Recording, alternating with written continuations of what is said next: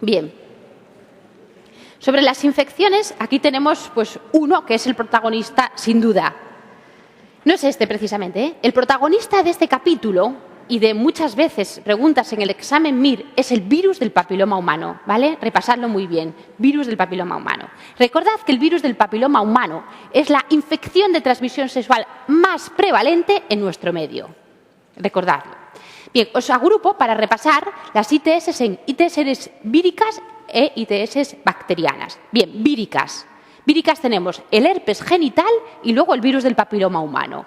El primero que vemos aquí es el herpes genital. Ya sabéis que es una enfermedad producida por el virus herpes simple tipo 2, generalmente, aunque también puede ser por el tipo 1. Ya sabéis que en el herpes genital hay una primoinfección y luego recurrencia, recidivas. Eso es lo típico del herpes genital, ¿vale?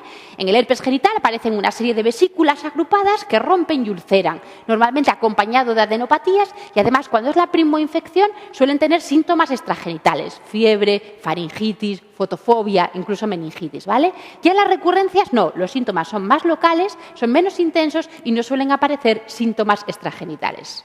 Bien, acordaros también, ¿cómo se diagnostica el herpes genital? Lo veis. La primera vez que veis uno no se os olvida. Diagnóstico clínico. También os puede ayudar la citología por impronta. Veis, células gigantes multinucleadas, que son patoneumónicas del herpes, ¿de acuerdo? Y, por supuesto, os ayudará al diagnóstico, los cultivos, la detección del virus por hibridación o PCR.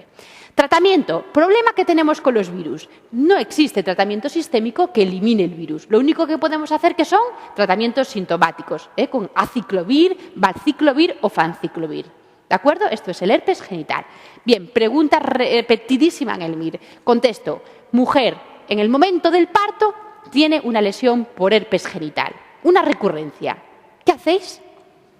Cesárea, acordaros, tanto en primoinfección como en recurrencia, cesárea por el riesgo de meningoencefalitis que podría tener ese recién nacido por herpes genital.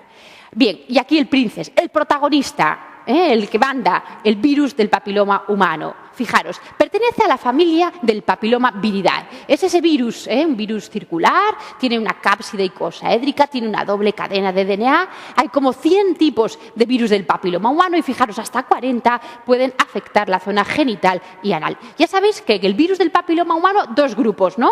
Los de alto riesgo oncogénico, bajo riesgo oncogénico, 16, 18 y 6 y 11. 16, 18, alto riesgo oncogénico para displasias, para cáncer y 6 y 11 para condilomas acuminados. Bien, como os digo, ITS más prevalente en nuestro medio, pero con una grandísima ventaja. ¿Qué hacemos nosotros? Nosotros mismos acabamos por destruir el virus. Lo que os digo, en más del 90% de los casos es una enfermedad autolimitada. Con el paso de los años, nuestra inmunidad acaba destruyendo el virus. ¿Os acordáis de ese dato? Es muy importante. Bien, la prevalencia de la infección por virus del papiloma humano es máxima, como veis en esta imagen de aquí, en la segunda década de la vida. Luego, a partir de los 30, 35, empieza a disminuir la prevalencia por la infección por el virus del papiloma humano. Bien, hay infección por virus del papiloma humano. Eso se puede expresar desde un punto de vista clínico en que la mujer tenga condilomas, ¿vale? Hay infección por virus del papiloma humano. Eso puede tener una expresión subclínica, es decir, que yo lo veo porque miro al microscopio y veo lesiones intraepiteliales, donde generalmente en el cuello del útero, pero ya sabéis que no exclusivamente. Ya sabéis que tenemos Thin, Bein, Bin, Ein, es decir, puede afectar el cuello, puede afectar la vagina, la vulva o el ano. O simplemente, ¿qué puede pasar? Que el virus esté ahí sin producir ningún tipo de lesión clínica ni subclínica, ¿de acuerdo? Bien. Perfecto. ¿Cómo pueden evolucionar estas lesiones por el virus del papiloma humano? Las lesiones por el virus del papiloma humano pueden, como hemos visto ya, evolucionar hacia la malignidad o pueden regresar espontáneamente y curar. Y un dato a tener en cuenta. En el herpes genital os decía que si en el momento del parto tenemos lesión por herpes genital, ¿qué hay que hacer? Cesárea, ¿no? Sin embargo, cuando tenemos lesión por virus del papiloma humano, no es necesario hacer cesárea, a pesar de que sí que se puede contagiar el recién nacido y tener un papiloma laringio, ¿vale? ¿vale? Pero a priori no es necesario hacer cesárea. Diagnóstico clínico y por colposcopia. Acordaros de los coilocitos. Nos los ponen muchísimas veces en las preguntas MIR. Son células patoneumónicas de la infección por el virus del papiloma humano. No son más que células que tienen una degeneración vacuolar en su citoplasma. Y, por supuesto, ya diagnóstico es detectar el DNA del virus del papiloma humano por hibridación o PCR. Acordaros de los coilocitos. ¿Qué era lo patoneumónico del herpes? Células gigantes multinucleadas. Bien.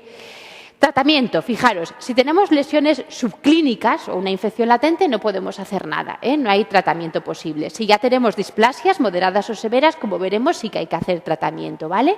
Y si tenemos lesiones clínicas, como los condilomas, por lo tanto, por supuesto que hay que tratarlos. ¿Cómo se tratan los condilomas? Pues, por ejemplo, con ácido tricloracético o con esto que es lo que más empleamos, el imiquimod en pomada. Induce síntesis de citoquinas, lo que hace es quemar los condilomas. Y también si hay 1, 2, 3 condilomas sueltos se pueden resecar con una asa de diatermia, con un bisturí, etcétera. Bien, y así terminamos las ITS víricas. ¿Qué os parece? Acordaros, ITS por el virus del papiloma humano, lo más importante. ITS bacterianas, clamidia y gonococo. ¿Qué es más prevalente? ¿Qué es más frecuente? ¿La clamidia o el gonococo? Clamidia más frecuente. Bien, ¿cómo suelen estar la clamidia y el gonococo en la mujer? En el endocervis de una forma asintomática. ¿Lo recordáis? En endocervis de forma asintomática. Empezamos por clamidia. Fijaros, la clamidia es la ITS bacteriana más prevalente, como os digo, en nuestro medio. Es un parásito obligado intracelular. Y otro dato, es como el virus del papiloma humano. Grupos L1, L2, L3 de clamidia, ¿qué produce? Linfogranuloma venéreo. ABC, ¿qué produce? Tracoma, ¿vale? Y de la D a la K, ¿qué produce? Las ITS, las EPIs y también la conjuntivitis de inclusión en el adulto. ¿Me seguisteis? Acordaros que esto también lo disteis en infecciosas. Aquí tenéis L1, L2, L3 produce linfogranuloma venéreo, es decir, adenopatía dolorosa y úlcera indolora. Bien, cepa de la D a la K produce uretritis, endocervicitis o EPI. ¿Cómo diagnostico la clamidia? Como es un parásito obligado intracelular, si hago un estudio de Gram, veo polimorfonucleares, pero no veo bacterias, ¿de acuerdo? Y luego recordad el cultivo de McCoy, que es específico para la clamidia. Tratamiento, lo sabéis todos, tetraciclinas, toxiciclinas. ¿A qué la asociáis a esas tetraciclinas? ¿Os acordáis? La ceftriaxona para cubrir también el gonococo. Pasamos al gonococo. ¿Qué es el gonococo? Un diplococo gran negativo intracelular. Ojo con la gonococia. Es muy contagiosa, tiene una alta prevalencia, puede haber portadoras asintomáticas, ¿de acuerdo? Puede dejar importantes secuelas, puede actuar como cofactor del VIH, pero como os digo, menos prevalente que la clamidia. Bien, acordaros, clamidia y gonococo como portadoras asintomáticas. Si ya produce infección, pues cervicitis, uretritis, enfermedad inflamatoria pélvica. Si ya pasa la sangre, gonococemia. Si la tenemos en una embarazada, gonococemia en una gestante, ¿vale? ¿Qué veremos en el GRAM? Lo que os dije, diplococos GRAM negativos intracelulares, ¿vale? Y ¿cuál es el cultivo específico para el gonococo? El cultivo de Thayer-Martin. ¿Cómo se trata? Con ceftriaxona. ¿Me seguisteis? Bien, aquí os contrapongo chancro blando, chancro duro. Muy fácil. Chancro blando producido por el Haemophilus ducreyi. Es una úlcera blanda exudativa dolorosa, acompañada de una gran adenopatía o bubón. Chancro blando, ¿de acuerdo? O chancroide. Este se trata con ceftriaxona o también se pueden emplear macrólidos como es la eritromicina. Contraposición, chancro duro. El chancro duro, esa úlcera indolora, no exudativa, aparece típicamente en la sífilis primaria. Acordaros, en la sífilis primaria la úlcera no duele, la adenopatía no duele. Esa es la diferencia entre chancro blando y chancro duro. Aquí os resumo ahora las vulvovaginitis. Os recuerdo, hay 3 grandes grupos de vulvovaginitis. Candidiasis, por un lado, por otro lado, vaginosis bacteriana y por otro lado, tricomoniasis. Pregunta, ¿cuál de ellas es la más frecuente? Vaginosis bacteriana, ¿no?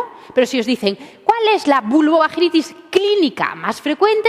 Os tenéis que ir a la candidiasis, porque ya sabéis que la vaginosis bacteriana en su mayoría no da clínica. De todas ellas, ¿cuál es una enfermedad de transmisión sexual? la tricomoniasis. Acordaros también, vamos a empezar con el primer grupo, la candidiasis, de los factores de riesgo para que una mujer desarrolle una candidiasis. Son muy fáciles. La diabetes, la toma de anticonceptivos, el embarazo, por supuesto las inmunodepresiones, las mujeres VIH son muy frecuentes, ¿vale? ¿Cuál es la clínica de una candidiasis? Es muy fácil. Es una leucorrea blanco-grumosa, espesa y un prurito muy intenso. ¿Cómo diagnosticamos una candidiasis? Viendo al microscopio exudado vaginal y vemos micelos, esporas. ¿Cómo se trata? Con antifúngicos, clotimazol, miconazol, y podemos emplear incluso ya vía oral como el fluconazol. El problema con el oral es que son hepatotóxicos, ¿vale? Segundo grupo, vaginosis bacteriana, es muy fácil. La vaginosis bacteriana simplemente consiste en que hay una alteración en el ecosistema de la vagina, predominando qué tipo de bacterias, las anaerobias, por eso huele mal. Cuando hay síntomas en la vaginosis bacteriana es un mal olor, un olor a pescado podrido. ¿Cómo se diagnostica? Pues miramos el exudado vaginal al microscopio y vemos las que se llaman clue cells. ¿Os acordáis? Las clue cells, las células rebozadas, células vaginales rebozadas en Garnerella. ¿De acuerdo? ¿Cómo se trata? Pues con clinda, con metronidazol. Y por último, lo que os digo, la única que es una enfermedad de transmisión sexual, que es la tricomoniasis. La tricomonas vaginalis es un protozoo flagelado. ¿Qué clínica produce? ¿Os acordáis? Leucorrea amarillo espumosa y cervix puntiforme, que le da un aspecto en fresa. Bien, ¿cómo se trata? Pues con tinidazol o con metronidazol. Esto os queda clarísimo, me parece a mí. Es así, ¿no? ¿Qué estáis viendo aquí? Esto es un espéculo, estamos viendo la vagina de una mujer y ¿qué veis en el fondo? ¿Os dais cuenta? Esto es el orificio cervical, esto es el cuello. Y veis que leucorrea, que flujo blanco, denso, espeso, ¿esto qué es? Una candidiasis. ¿Qué tratamiento le pondríais? Muy bien. Perfecto. Pasamos al culmen, por así decir, de las infecciones de transmisión sexual, que es la enfermedad inflamatoria pélvica. Cuidado con esta patología, con la enfermedad inflamatoria pélvica, muy preguntada en los últimos exámenes de ginecología. ¿Qué es la EPI, que así la llamamos vulgarmente? La EPI es un proceso inflamatorio que afecta por lo menos a trompa y a úteros de origen generalmente infeccioso, ¿vale? Esa infección suele ser polimicrobiana, pero fijaros, hasta en el 70 u 80% de los casos, ahí están implicados, ¿quién? Los de siempre, clamidia y gonococo. ¿Qué pasa con la clamidia y con el gonococo? Que están tan tranquilos en el endocervix sin producir ningún síntoma y después de la regla o por alguna circunstancia, ascienden al útero y a las trompas y producen una enfermedad inflamatoria pélvica, ¿de acuerdo? ¿Cuáles son los principales factores de riesgo para que una mujer desarrolle una EPI? Por supuesto, la promiscuidad, la precocidad en las relaciones sexuales, el que hayamos manipulado previamente los genitales internos en las semanas después de haber insertado un DIU. Y fijaros, esto es muy importante, que disminuye el riesgo de enfermedad inflamatoria pélvica. Fijaros en esto, todos los métodos anticonceptivos, fundamentalmente los métodos de barrera, es decir, el preservativo, ¿no? Porque evita del contagio de clamidia, gonococo. Fijaros, también la anticoncepción hormonal, porque se dice que espesa el moco y dificulta el ascenso de las bacterias desde el endocervix hasta el interior del útero. Y fijaros también la ligadura tubárica. Dato para recordar, ¿vale? Anticoncepción hormonal, ligadura y métodos de barrera protegen frente a la enfermedad inflamatoria pélvica. Bien. Vías de infección lo sabéis todos, es clamidia, gonococo, que está en el endocervix, empieza a ascender al útero y a las trompas y produce una enfermedad inflamatoria pélvica. Dato muy importante. Clínica de una EPI. Fijaros, es muy difícil diagnosticar las EPIs. Tienen una clínica muy variable, muy confusa. Muchas veces lo confundimos con apendicitis o con peritonitis. Pero el dato más llamativo, el más frecuente y el que os pueden preguntar en el MIR, lo más característico es que la mujer tenga un dolor sordo, no agudo, un dolor sordo en hipogastrio de días de evolución. Y generalmente aparece después de la menstruación. Acordaros de eso, que es muy importante y muy posiblemente preguntable.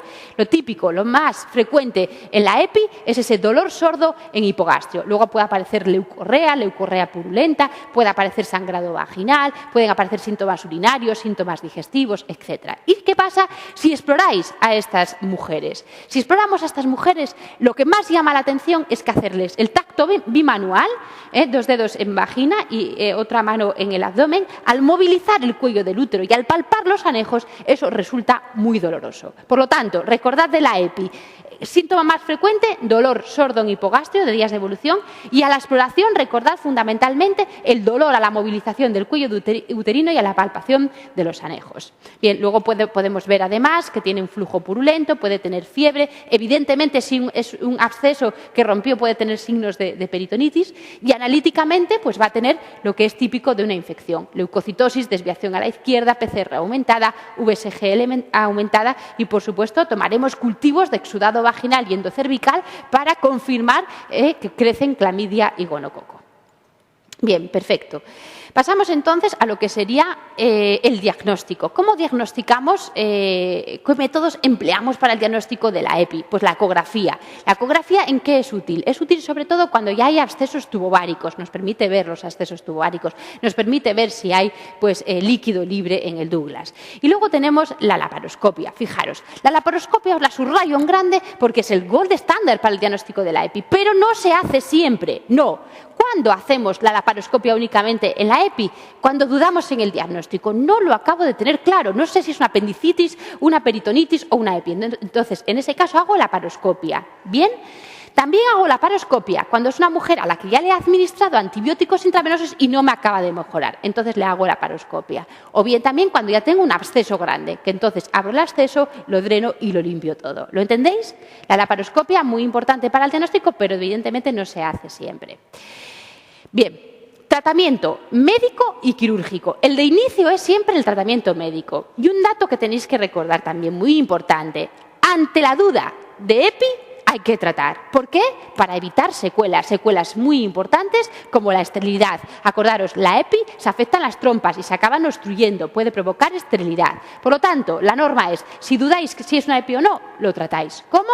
Con antibióticos frente a clamidia y frente a gonococo, ¿de acuerdo? Podemos utilizar lo de siempre, ceftriaxona más doxiciclina, vía oral, ¿vale? Bien, si no responde a la vía oral, si dudáis en el diagnóstico, si la mujer está muy afectada o si le hacéis una ecografía y ya veis que tiene un absceso, ¿qué tendréis que hacer con ella? Ingresarla. ¿Ingresarla para qué? Para administrar esta combinación de antibióticos, pero vía intravenosa. ¿Me seguís? Clindagenta, vía intravenosa. Bien, y lo que os digo, plantearos la laparoscopia, plantearos el tratamiento quirúrgico cuando no hay mejoría con el tratamiento médico o sobre todo cuando tenéis un absceso grande, más de 8 centímetros, porque ahí no va a haber buena respuesta al tratamiento antibiótico. Acordaros, complicaciones, ojo, de forma aguda puede haber una perihepatitis de Fitz-Curtis, esto es muy típico. Y luego lo que vemos normalmente a medida que pasa el tiempo es las típicas adherencias perihepáticas en forma de cuerda de violín. También puede afectarse al apéndice y tener una periapendicitis. Y lo que más importancia tiene son las complicaciones crónicas de la EPI. ¿Os acordáis? Afecta a útero y trompa. Las trompas quedan obstruidas y estas mujeres pueden tener problemas de esterilidad y pueden tener problemas de que hagan ectópicos. Y hasta en la mitad de los casos estas mujeres van a presentar algias pélvicas crónicas. Bien, ¿qué tal con este capítulo? Os insisto, es muy importante, muy posiblemente preguntable en el examen MIR. Venga, vamos con las preguntas REPEMIR sobre las infecciones. Fijaros, dice, condilomas acuminados producidos ¿por quién? Muy fácil, virus del papiloma humano. Paciente con herpes genital, ¿qué hacemos en el parto? Cesárea. Bien, y repasamos ahora la ginecología general.